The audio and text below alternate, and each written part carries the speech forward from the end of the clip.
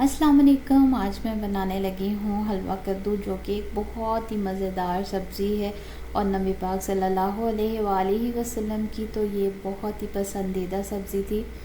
तो चलें बनाना शुरू करते हैं। मैं एक हलवा कद्दू लेके आई हूँ और इसको मैंने छील लिया। इसका छिलका थोड़ा सख्त होता है, तो जिस तरह से हम तरबूज को काटते हैं स्लाइसेस बना के, तो उस तरह से काटें तो थोड़ी आसानी हो जाती है।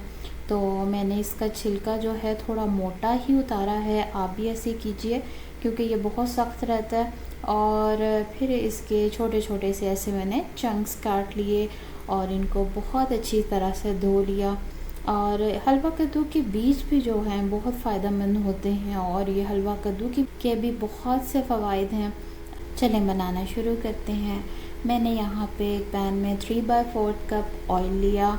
उसमें मैंने एक अदद प्याज जो है इस तरह छोटा छोटा करके काट के शामिल किया। जब थोड़ा सा इसका कलर बदलने लगे तो इसमें मैंने 2 खाने के चम्मच लहसुन कुटा हुआ शामिल किया और 1 खाने का चम्मच अदरक कुटा हुआ है वो शामिल किया और इसको थोड़ा फ्राई कर लेंगे।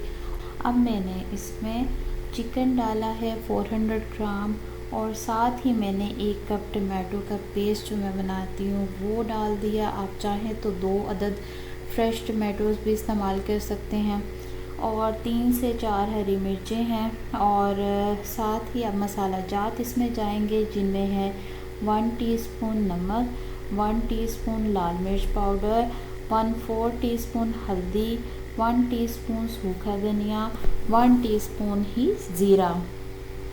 इन सब मसाला जात को डाल के बहुत अच्छी तरह से मिक्स करें और फिर 2-3 मिनट पकाने के बाद साथ ही मैंने इसमें कद्दू जो मैंने काटा हुआ था वो शामिल किया और इसको बहुत अच्छी तरह से मिक्स कर लेंगे और फिर इसको ढक्कन दे देंगे। तो कद्दू जो है जैसे ही नरम होंगे अपना पानी छोड़ेंगे।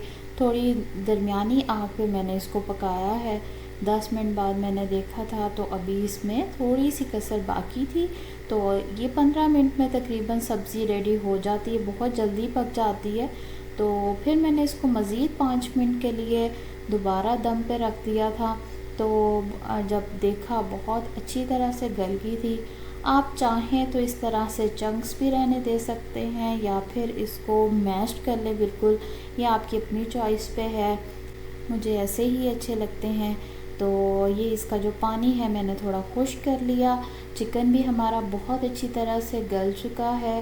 तो मैंने अब इसमें हरा धनिया काट के वो शामिल किया और 1 हरी मिर्च काट के डाली है और आधा चाय का चम्मच इसमें काली मिर्च डाली है आखिर में। इसको आप सहरी में खाएं, बहुत ही लाइट सी मज़े की सब्ज़ी बनती है। फुल्के के साथ आप इसे खाएं, बहुत इंजॉय करेंगे। उम्मीद है आपको आज की सिंपल सी रेसिपी अच्छी लगी होगी। अगली वीडियो तक के लिए अल्लाह हाफ़िज़।